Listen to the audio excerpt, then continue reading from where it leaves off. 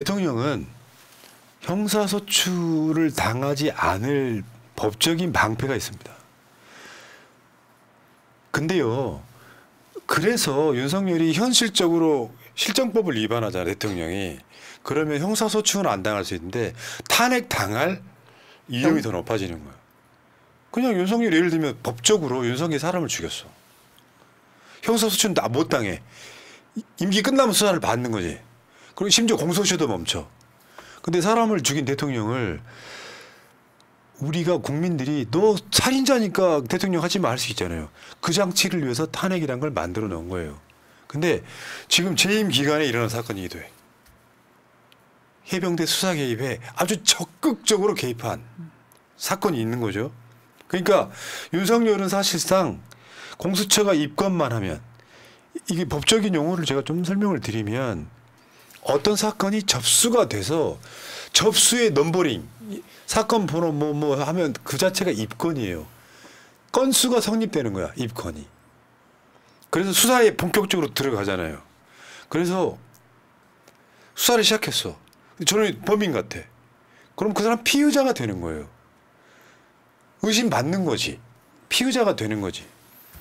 그러다가 그 사람이 확정이 돼가지고 재판을 받기 시작하면 피고인이 되는 거예요. 그러니까 윤석열은 지금 심리적으로는 피의자가 돼 있는 거예요. 왜? 최해병 수사 외압 의혹 사건에 누구나 다 의심하고 있었지만, 뭐 그냥 법적으로 생각했을 때 윤석열을 지지하건 안 하건 상관없이 그냥 윤석열이가 경로할 수 있어요. 왜 못해? 성적이 그것밖에 안 되는 새끼인데, 야, 그런 걸로 수사를 받게 되면 사단장 누가 하냐? 할 수 있어요. 여기서 끝났으면 아, 윤석열은 개념이 없구나로 끝나는 거예요. 근데 갑자기 직접 전화까지 다 나와. 직접 전화만 3번 해서 하면 아무 문제가 없어요 또. 근데 윤석열을 보좌하는 새끼들이 총동원된 거야. 임성근 하나 살리자고 수백 통의 전화가 온 거예요. 그러면 이 사건은 특검을 하게 되면 윤석열이는 기본적으로 첫 번째 피의자, 가장 핵심 피의자예요. 그럼 이종섭이가 호주 대사 중간에 그만두고 들어와서 나 빨리 조사해달라 그랬잖아요. 그러면 밑에 아래 단계에서부터 유재은이네, 유시원이네 이런 애들을, 이시원이지. 이런 애들 딱 조사하면서 윤석열을 기다리고 있는 거야. 수사하겠다고. 그러면 윤석열이 수사 못하진 않아요. 서면 조사든 출석 조사든 할 수 있는 거예요. 다만 유죄가 확실해도 윤석열이를 기소를 못하는 것뿐입니다. 그러니까 어떤 법조계에 계시는 분이 이런 논리를 하시더라고요. 지금 우리가 최장병 증거 얘기를 하지만 이미 윤석열은 이미 범죄인이다, 피의자다. 왜냐하면 대통령은 무능한 건 상관이 없는데 법을 지키지 않으면 그건 탄핵 사유가 되는데, 윤석열 같은 경우는 그 법을, 특히 이번에 김건희 특별법이라든가 아니면은 그 최상병 그 특검법 같은 경우는 거부권을 행사하지 않았습니까? 자기와 자기 와이프를 위해서 법을 그렇게 막 썼다라는 그 이유 하나만으로도 이미 충분히 피해자가 된 거고, 지금 최상병 관련된 모든 증거들은 그 탄핵에 대한 뭔가 그 트리거를 만들기 위한 빌드업을 계속하는 거다라고 설명해 주시는데 좀 이해가 좀 하고 와닿더라고요. 뭐 쥐가 뭐 왕입니까? 그러니까 이거 보면 진짜 웃깁니다. 아니 쥐가 뭔데 이렇게 다 시스템 망치고 말이지. 아, 저는 진짜 이 사람 진짜 이상한 사람 같아요. 네. 그러니까 잘 안 알려진 게 있어요. 임성근 혐의를 빼려고 사단장 하루 휴가를 직접 챙겼나, 이게 뭐냐면 임성근이가 사건의 주요 책임자 또는 피의자가 됐잖아요. 그러면 사단장으로 있으면 그게 좀 힘들기 때문에 처음에는 인사명령을 냅니다. 직무 배제를 시켰죠. 직무 배제해서 인사명령을 내요. 무슨 연구위원 이런 걸로. 그리고 발표까지 났어요. 근데 아니야. 임성근이 휴가 간 거야. 여기에 대통령실이 개입했다는. 개입한 인물들 한번 볼게요. 국가안보실의 임기훈 국방비서관, 국방부의 박진희 장관 군사보좌관, 장관 군사보좌관이에요. 해병대 사령부의 정종범 부사령관, 이 라인을 통해 가지고 임성근이를 보직 해임. 그러니까 계급은 유지하지만 일사단장이라고 하는 그 보직을 해임시켜 놓은 거를 다시 되돌리는데 이 세 사람이 관여를 해요. 시작점은 임기훈 국방비서관입니다. 근데 여기에 개입한 애들이 있죠. 임기훈이하고 박진희 국방부 장관 군사보좌관하고 해병대 사령부 정종범 부사령관이 다 좋은 자리 얻어서 가요. 임기훈이는 국방대 총장으로 부임했습니다. 중장 진급한 뒤에. 원래 이제 파견 나가 있던 거죠. 대통령실로. 그 다음에 박진희 장관 군사보좌관은 소장으로 별 2개로 진급한 뒤에 56사단장으로 갑니다. 정종범 부사령관은 해병대 2사단장으로 이동했어요. 해병대가 사단이 2개밖에 없지. 네. 그러니까 이렇게 이동하면서 뭔가 얘들한테 뭔가를 줘. 누구 이렇게 챙겨주는 거 있잖아요. 내가 봤을 때 이종섭만 졌던 거야. 이종섭이 영전이 아니라며 호주 대사가. 좌천이래요. 책임 물어서 그냥 멀리 보낸 거라고. 그러니까 조용히 입 닥치고 있어라 뭐 이렇게 국장급이 가는 거래요. 예. 국장급. 그리고 사실 그 대대장 지휘 대대장은 그때 보직 해임이 돼가지고 지금 몇 개월간을 어떤 사무실에 갇혀 있다 보니까 뭔가 왕따 피해를 호소하면서 지금 정신병원에 입원하셨대요. 그렇죠. 근데 이종섭을 호주 대사로 보낸 이유 중에 하나가 이종섭의 캐릭터가 약간 멘탈이 약해가지고 언제든지 이렇게 쪼면 불 수 있다. 약간 이런 위기감을 느끼니까 그냥 네가 가라 하와이 뭐 이런 식으로 보내버린 거죠, 그냥. 그런데 예를 들어서 누가 봐도 최해병 수사 개입 사건은 윤석열이 범인이에요. 쉽게 표현하면 주범이라고. 대한민국에서 유일하게 형사소추의 대상이 안 될 뿐이에요. 그런 사건이란 말이에요. 근데 특검이 3개월 안에 끝내야 되잖아요. 만약에 이게 통과가 되면 그럼 어떻게 해? 윤석열을 수사하지 않고는 안 끝나요. 그러니까 특검을 거부권 행사하는 것도 윤석열이야.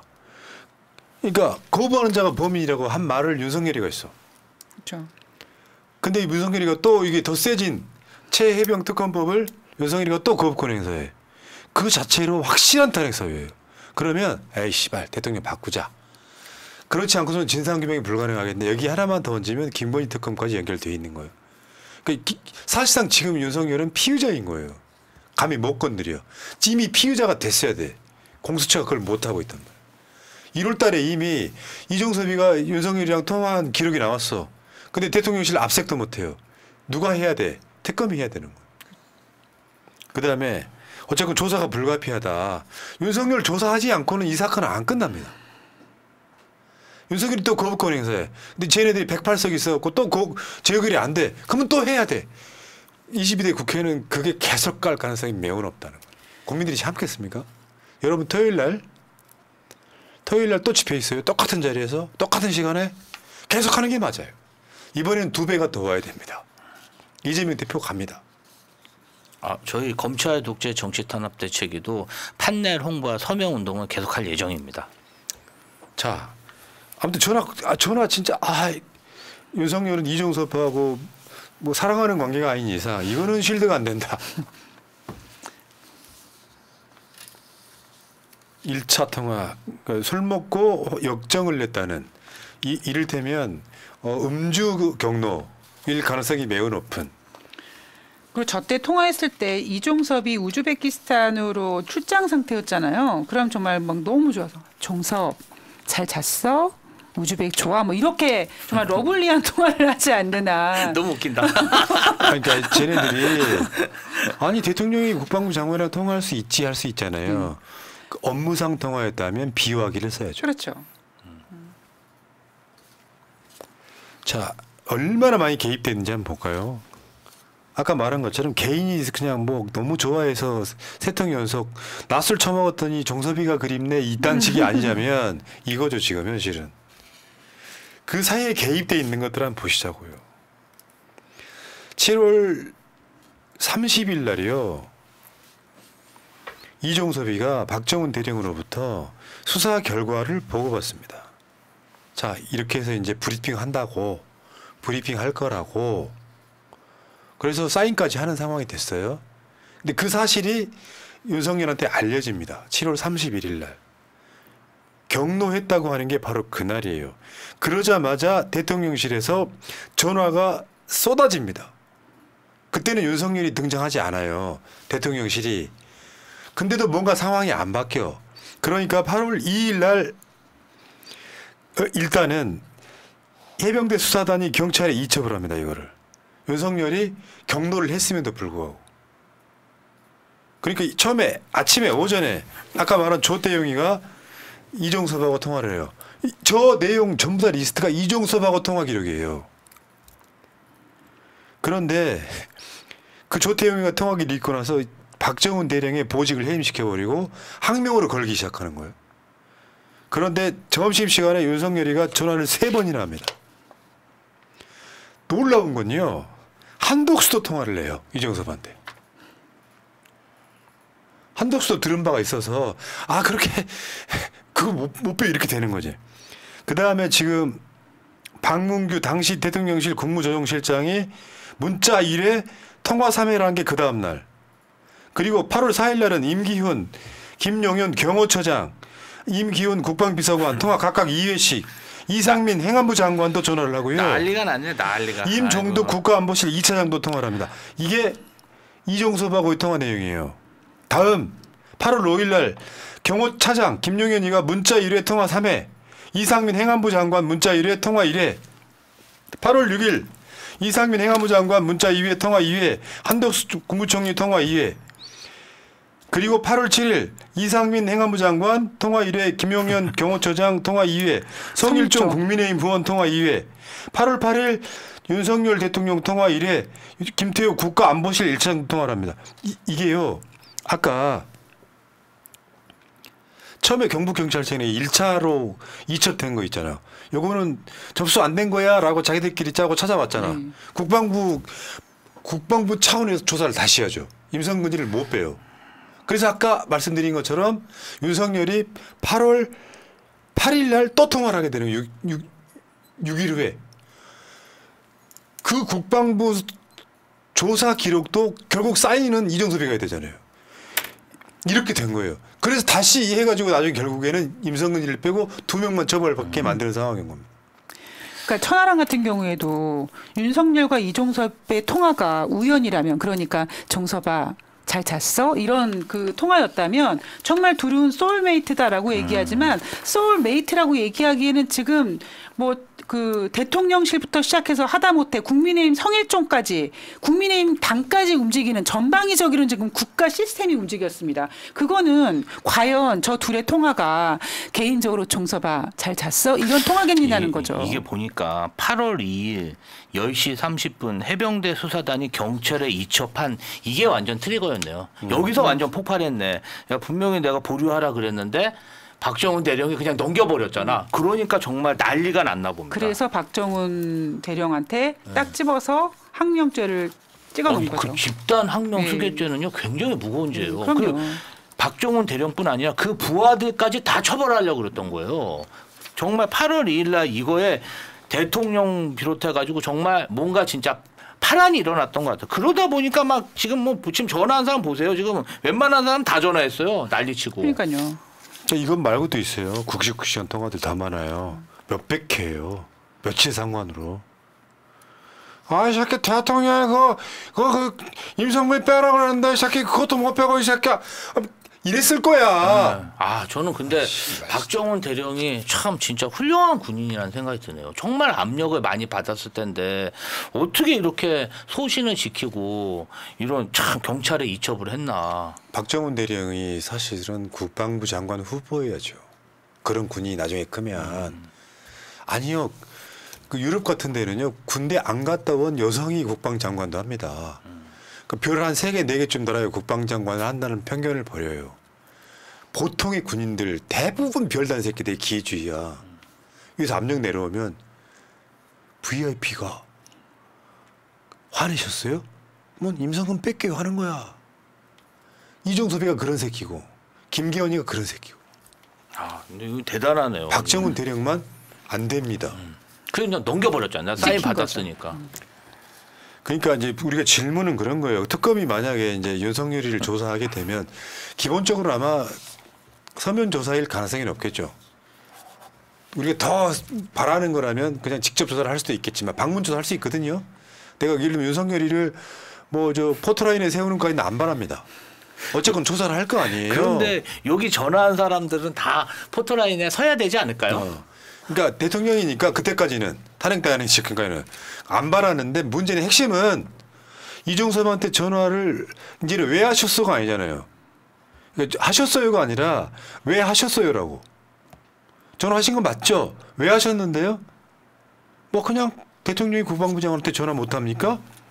근데 그럼 참모들은 왜 저렇게 전화를 많이 했대요? 이렇게 된 거니까 이종섭 범인이 황금폰 이종섭의 모든 통화가 이렇게 다 나와 있는 거예요.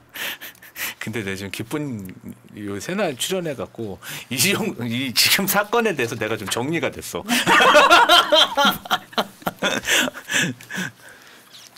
그러니까 뭐 국방이라고 하는 게 결국 사기와 시스템이거든요.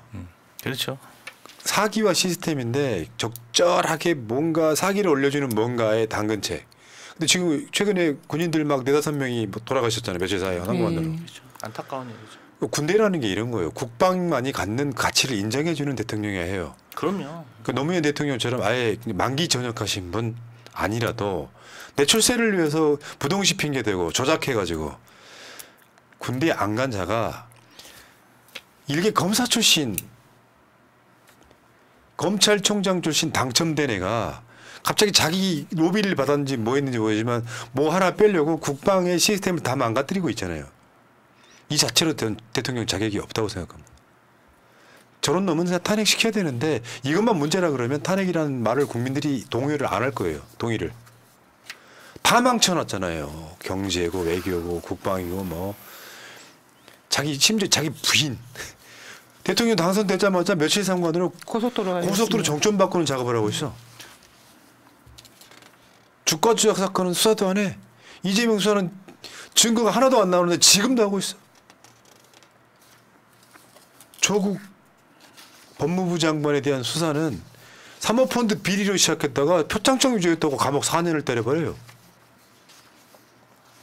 그 이번 보수 쪽에서 그거 공감을 하더만 이재명 조국을 욕하려고 그러면 윤석열하고 한동훈을 합당한 윤석열이가 김건희 수사를 하고 감옥에 보냈다 그러면 그래도 이해가 가는데 지금 보수에 있는 상당수의 사람들은 김건희 수사도 안 받았는데 뭐 내가 봐도 이상해 보이는데 맞습니다. 뇌물 받는 장면이 카메라로 찍혔어요. 이런 놈이 대한민국의 대통령입니다. 그 딱 또 다 줄 서 있었잖아요. 이렇게 줄 이렇게 분재도 받았다는데. 그러니까 저는 무엇보다 걱정되는 게 뭐냐면 아까 제가 오프닝에서 제 인사할 때도 말씀을 드렸지만 대통령이 경로할 수도 있지라고 쉴드를 칩니다. 대통령 경로할 수 있죠. 문제는 대통령이 경로함으로써 대통령실 모든 시스템이 임성근 살리기 위해서 완전히 그냥 모든 시스템을 엉망진창 만들었던 거고 그리고 개인 전화를 썼어. 왜 개인 전화를 썼어? 비아폰이 있는데 대통령이 개인 전화를 쓸 수 있지. 그러면 대한민국 얼마 전에 우리가 맨 처음에 그 용산에 들어갈 때도 미국에 도청당했다 이런 얘기 있지 않았습니까? 보안이 얼마나 중요한데도 불구하고 그냥 윤석열은 사적인 일과 공적인 일에 구별이 없는 그러니까 다 내 거고 내가 하고 싶은 대로 다 하는 그런 대통령 자질이 없는 사람이 네. 지금 대한민국을 망치고 있는 거죠. 왕이에요. 내 마음대로 하는 거지. 그 민주국가 대통령으로서 자격이 없는 자는 끌어내려야 그렇죠. 되겠죠. 여기까지 하겠습니다.